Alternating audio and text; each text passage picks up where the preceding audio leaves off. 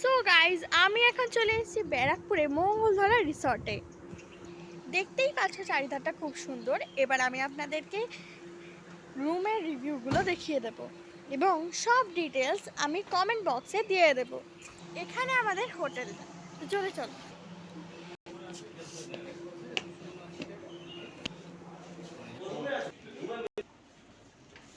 So guys, আমরা এখন wait করছি রুমে ঢোকার জন্য। সো গাইস, ফাইনালি আমরা চলে এসেছি। এখানে বোটিংয়ের ব্যবস্থাও আছে, খুবই সুন্দর। এবং দুদিনের জন্য বাড়ির একটু হালকা চাপটা থেকে বেরিয়ে আসার জন্য একদম আইডিয়াল জায়গা। এবার রুমে যাওয়া যাক। এটা হচ্ছে খাবারের জায়গা, ইভেন কি বসে গল্প করার জন্য ভালো প্লেস। চা কফি খেতে পারো বসে বসে। এবার আমরা চলে যাবো পুরো বিকেলে এসে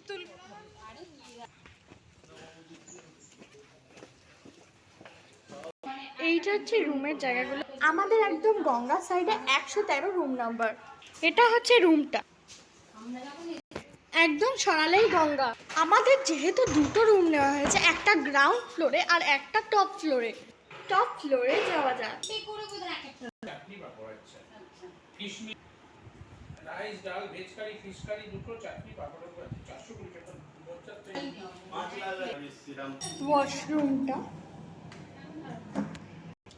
ওই 200-300